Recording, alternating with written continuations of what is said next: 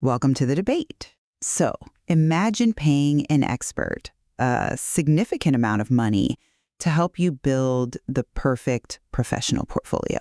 Like a lot of money, usually. Exactly, a lot of money. You hand them your career history, your data, your hard-earned cash, and they look you right in the eye and say, I guarantee absolutely nothing about you actually getting a job. I mean, if you're like most people, you'd probably think you were being scammed, right? What exactly am I paying you for? Right. But today, we are going to look at why that exact disclaimer might actually be the most valuable professional protection you can get. We're examining Module 9 of the Living Professional Record, the LPR Academy curriculum. Specifically, we're diving into Clip 4, which it's all about the strict operational boundary for a Certified Living Professional Record Advisor, or CLPRA. Yeah. The rule is absolute. No employment guarantees. Advisors must not promise jobs, interviews, offers, salary increases, or, applicant tracking system success. And it's a fascinating, honestly highly contentious boundary. Because on one hand, the LPR process is designed to improve what they call source discipline, which is organizing your raw career data. And it improves clarity, privacy, the quality of your rendering. Mm-hmm. But on the other hand, the foundational doctrine insists that no matter how good that rendering is, the LPR cannot control the labor market. And I represent the perspective that this strict boundary is absolutely essential. It protects the integrity of the LPR method by keeping it anchored in verifiable truth and privacy. Right. Because if you remove that boundary, the method inevitably drifts into this generic, outcome-chasing sales hype that basically preys on vulnerable job seekers.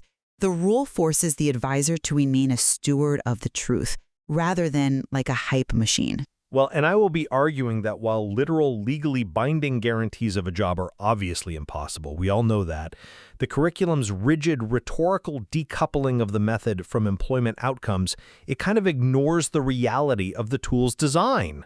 How so? Well, the LPR method is inherently an employability engine.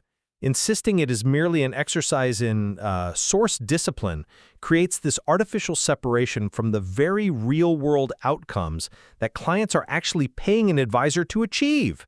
You're saying it's an artificial separation, and I see why you think that, but let me give you a different perspective on what the advisor's true role really is here, and why that firewall is so necessary.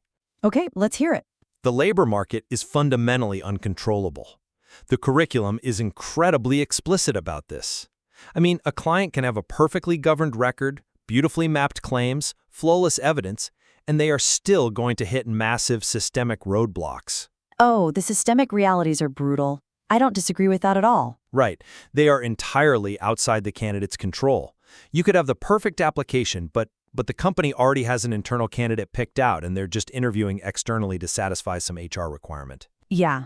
The phantom job posting? Exactly. You have market downturns, you have age bias, you have geographic limits, and perhaps most significantly, you have the black box of automated algorithmic filtering, the ATS. The applicant tracking system. Yeah. Right.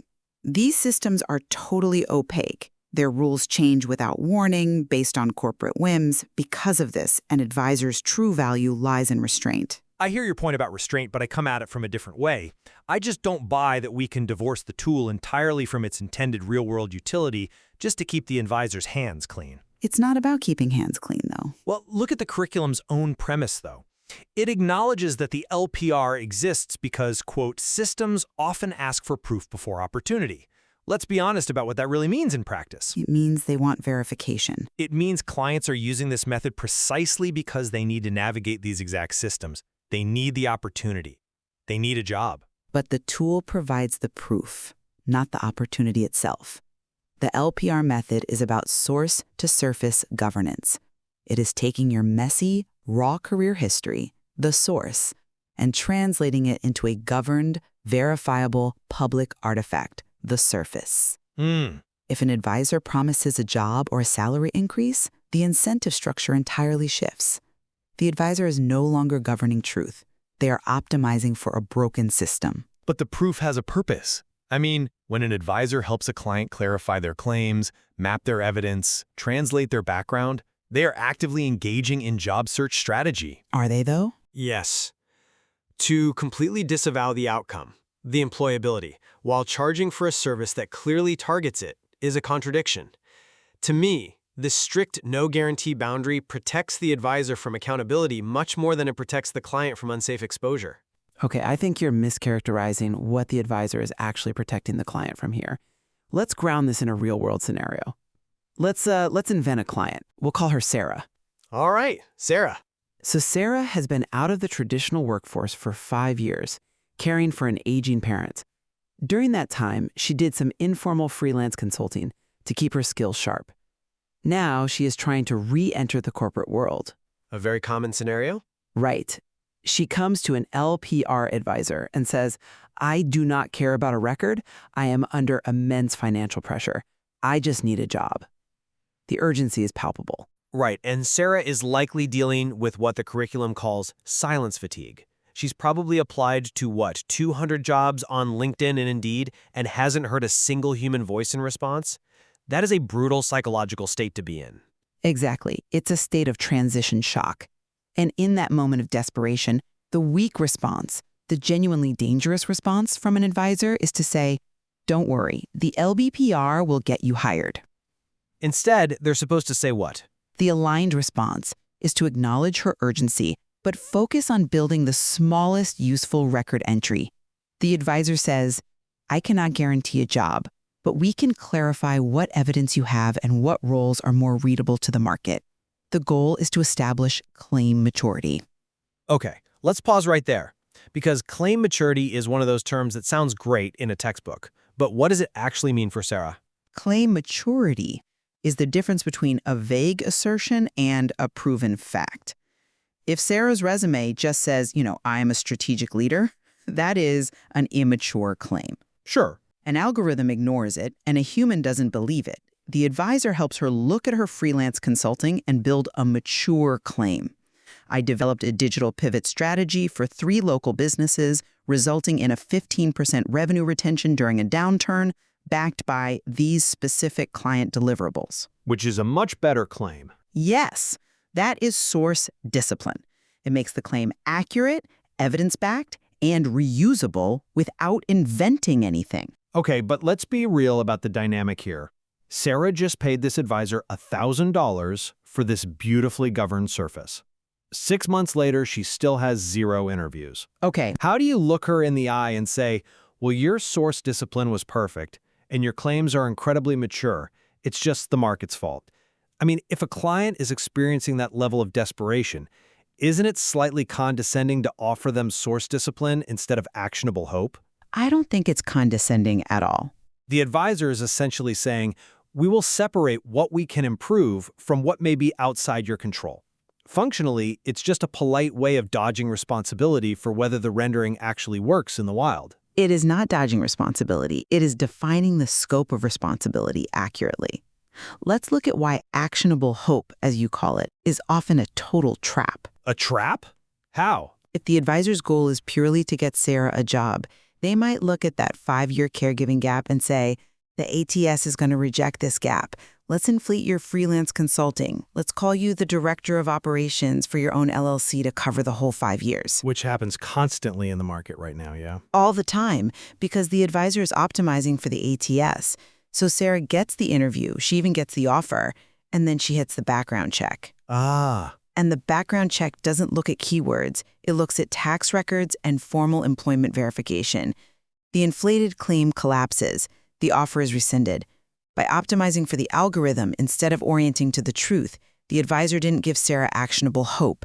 They set a trap that blew up in her face. I see your point, for lying. I'm not saying the advisor should inflate her title to Director of Operations. But that's where the pressure leads. Well, but if this process is purely about organizing her past truth safely, why does the LPR Academy have advanced training tiers specifically dedicated to market translation? You're referring to the progression of competence levels in the curriculum. Yes, the advisor tiering. Because this is where the strict decoupling really starts to look like a paradox to me. Go on. If we look at Tier 3, that is the Market Translation Advisor. This tier involves guiding, positioning hypotheses, analyzing proof gaps, and executing role-family translation. Right. And then Tier 4 is the Advanced Application Support Advisor, explicitly trained to support job-specific renderings and promotion packets. If your entire curriculum culminates in advanced application support, the method is undeniably geared toward securing employment. They are geared toward applying for employment, yes. There's a difference. Come on, it's like teaching someone advanced aerodynamics, building them a high-performance titanium aircraft, Okay, I like where this is going. putting them in the cockpit, and then legally disclaiming any intention that they should actually fly the plane. You are building the plane for a specific purpose. You can't just pretend you're a museum curator organizing historical artifacts when you are explicitly training advisors to generate positioning hypotheses. That is a clever analogy, but the airplane metaphor assumes the goal is simply getting off the ground at all costs. Isn't it? No. The LPR method is about ensuring the plane doesn't fall apart mid-air because you used cardboard instead of titanium just to make it lighter for takeoff.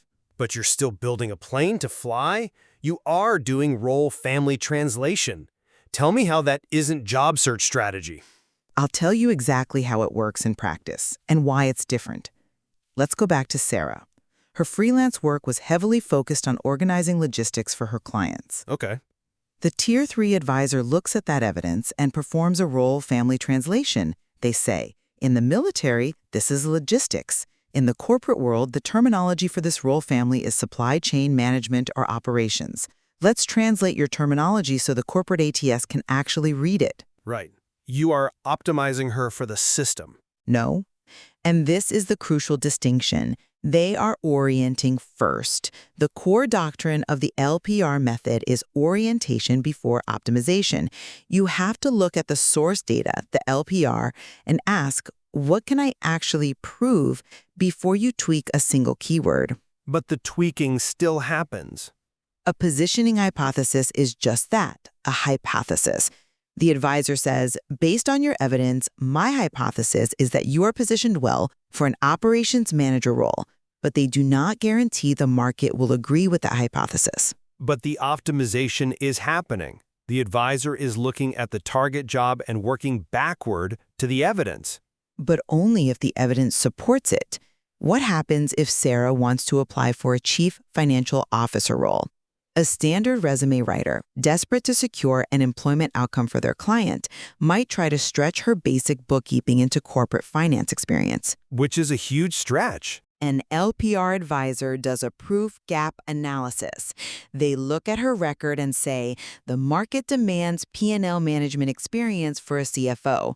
You have no P&L evidence. That is a proof gap. I will not invent it. So the advisor just tells her she can't apply? The advisor tells her she doesn't have the mature claims to support that specific rendering safely. The strict no employment guarantee boundary is precisely what gives the Tier 4 advisor the backbone to say no. I see. Without that absolute boundary, the gravity of the market and the client's desperation will always pull the advisor into making unsupported claims just to get the client the outcome they want. Restraint is the service. Well, I agree that anti-drift rules, like not drifting from evidence into hype, are excellent practice standards. I'm with you there. But let's look at the psychological framing the curriculum uses to justify this restraint. They lean heavily into the concept of human dignity. Yes, human dignity comes before the record. It's one of the most vital principles in the entire module. It is a philosophically beautiful sentiment, I'll give it that. The doctrine explicitly states that while systems ask for proof before opportunity, proof is not dignity. Therefore, the advisor must never imply that a client is more worthy because they have stronger evidence, or that an interrupted career like Sarah's caregiving gap makes her any less human. Exactly. I applaud that. But the curriculum uses this concept of dignity to enforce the no guarantees rule, arguing that if you guarantee a job and the ATS rejects them, the client absorbs that rejection as a lack of personal worth. And they do. The current job market conditions candidates to view themselves as products. When employability becomes the sole metric of success, failure in the labor market is internalized as a failure of the human being. I mean, sure, it feels bad, but If I tell Sarah, my method guarantees you a job, and then the algorithm arbitrarily filters her out because she went to the wrong university, or, because it couldn't parse the dates of her caregiving gap. She doesn't blame the algorithm. She blames herself. I'm sorry, but I just don't buy that. Let me tell you why. You cannot separate dignity from economic reality so neatly. In the real world, dignity is often very closely tied to having an income, to being able to feed your family, to keeping a roof over your head. But that's conflating two different things. Is it? Yes, a caregiving period is deeply valuable and informal work matters, but Sarah isn't paying an advisor for philosophical validation of her human worth. She is paying for a professional service that bridges her gap and gets her a paycheck. I'm not convinced by that line of reasoning, honestly, because it fundamentally misunderstands the mechanism of the harm here. You are conflating the necessity of an income with the measurement of human value. How so? Think about how automated systems treat nonlinear career paths. Oh, they punish them brutally. Right. So if the advisor promises ATS success, and the ATS rejects Sarah's informal work simply because the drop-down menu doesn't have a category for it, what has the advisor inadvertently done? I see what you're saying, but By guaranteeing the system's approval, the advisor has validated the system's judgment. They have told the client that because the algorithm rejected their experience is somehow invalid. Or the advisor simply failed to execute the role-family translation properly. But some things don't translate into low-trust algorithmic channels. That's the whole point of orientation before optimization. Sometimes the channel is the problem, not the candidate. Okay. If the advisor maintains the boundary, saying, "We govern the evidence, we do not guarantee the market," they protect the client's dignity against the machine. They can say, "Sarah, your record is accurate. Your claims are highly mature and supported. The fact that this specific corporate system is broken, opaque, and low feedback is a systemic failure, not a verdict on your value." That is profound protection, especially for marginalized workers or those with non-traditional backgrounds. It is protection, yes, but it is also a very convenient buffer. Consider another client scenario from the material. The client looks at their rendered LPR and says, "Can you just make me sound better?" Yeah, I remember that part. The LPR-aligned response from the advisor is to say stronger is not always louder, stronger is more defensible. Which is entirely true. A defensible claim survives the background check. A loud claim gets you fired 3 weeks later when they realize you lied. True, but defensively positioned. If the goal is getting hired in a market of millions, sometimes louder is what the system demands just to get human eyes on the page. Again, I am not advocating for lying or inventing claims. Good. But when an advisor is operating at Tier 3, mapping market lanes and generating positioning hypotheses to help Sarah stand out, they are firmly in the business of employability. To charge money for that service while aggressively maintaining, "I just organize your truth, I have no stake in whether it gets you hired," feels disjointed. It treats the living professional record as a museum exhibit. A museum exhibit? Yeah, it's saying, look at this perfectly preserved timeline of Sarah's life, rather than treating it as a key designed to unlock a door. It treats it as an evidentiary baseline. The curriculum specifically distinguishes between the LPR method and independent services. A certified living professional record advisor might also be a career coach. They might also be a job search strategist or a resume writer. Right. But those are independent services outside the certification. The certification itself only guarantees competence in the living professional record method, inventorying evidence, mapping claims, applying privacy labels, and governing AI use. You can use the LPR to write a resume, but the LPR itself is just the governed truth. And that truth doesn't come with guarantees. The strict boundary ensures that the foundation, the truth, doesn't get corrupted by the desperate desire to sell a shiny, outcome-guaranteed career package. You know, despite our back and forth, I think we are actually circling a very strong point of convergence here. We both recognize that the modern labor market is fundamentally broken. Completely broken. It is plagued by automated filtering, opacity, age bias, and overloaded recruiters who spend, 6 seconds looking at a resume? No single advisor and no single client can control that chaotic machinery. Absolutely. The system is often arbitrary, exhausting, and frankly, fundamentally unfair to the complex reality of human lives. And we also entirely agree that truth and evidence must anchor any professional representation. The source before surface doctrine is undeniably solid. You shouldn't polish a claim that doesn't exist because even if it beats the ATS, it fails in the real world. Where we diverge is on the curriculum's aggressive decoupling of the method from the market outcome. I believe that downplaying the systemic value of the LPR as an employability tool does a disservice to its intelligent design. Acknowledging that the tool is built to help people like Sarah get hired doesn't inherently compromise her dignity, it just honestly acknowledges the reality of why she is seeking help in the first place. And I maintain that the method's ultimate power comes entirely from its restraint. By rigidly refusing to guarantee outcomes, the CLPRA protects the client's source layer. They ensure privacy. They prevent AI from inflating language into falsehoods just to match a job description. Yeah. If you allow the outcome to dictate the process devolves into generic, outcome-obsessed hype. The refusal to promise the impossible is what makes the LPR method trustworthy in a market completely saturated with charlatans offering guaranteed results.